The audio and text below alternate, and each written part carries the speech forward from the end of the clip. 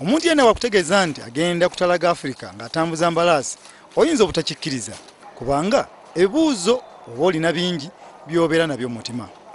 Wabula abaagalana Christine ne William kino bakikoze nga babalirirwa okutambula kilomita 1.5 nga bava e Tunisia nga bayita mu mawanga omuli Libya, Misiri, Sudan mu Maserengeta, Uganda, boolekere Tanzania, Zambia, Namibia olwo balyoke beesoge South Africa.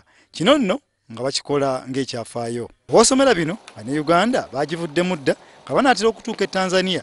Wabula ng'olugendo luno baalutandika nga 10 omwezi gwa Desemba omwaka 2005 nga kati baakatambula emyaka 17. Ekintu omuntu kyasooka okwebuuza, abamanyi oluzungu ate basobola batya okugula embalaasi zino okuva e Tunisia? Kino nno bagamba nti baasooka kubaako ebigambo bye bayiga mu Luwalabu, wabula ng'ebisinga obungi babikozesa bonero. E Tunisia okusobola okuvaayo batuuke ku nsalo ya Libya baatambula ennaku 15 n'ekitundu, ate ng'okuva eno olugendo lwa kilomita 1625 baalutambula ennaku 57, ng'eno baavaayo nga bavuga embalaasi okuva e Misiri nga baatambula kilomita 1976 nga luno baalutambula ennaku 64. Engendo zino zonna weebuuze yabadde bayita babadde balyaki?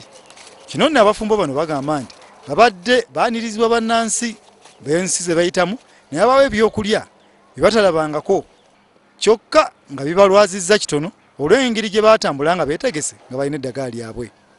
Ate nga batuuka we basula ebiseera ebisinga babadde batambula ne weema nga basula mu bantu abalaga essanyu ate nga beewadde okubayigiriza ebigambo ebimu mu nnimi zaabwe.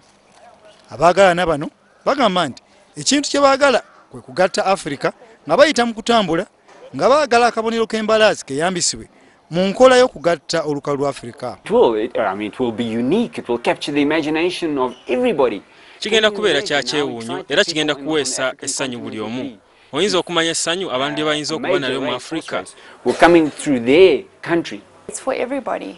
Ekyokuvuga embalaasi kya buli omu, omuli abavubuka, abakazi n'abasajja, saako abalema.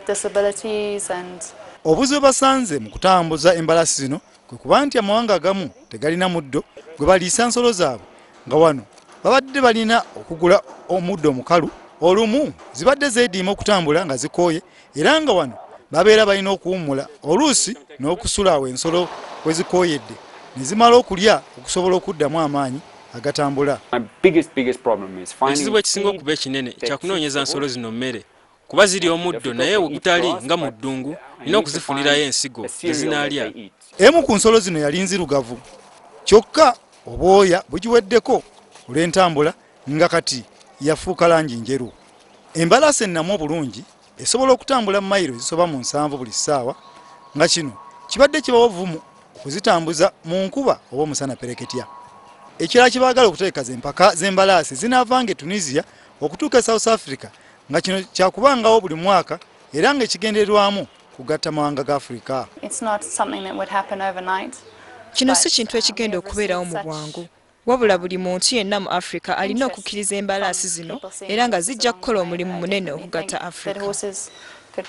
Naye olaba olugendo baakalutambula emyaka 7 ate tebannatuuka gye balaga, olwo empaka z'embalaasi ezinaamalayo amawanga ga Afrika ziritwala emyaka emeka?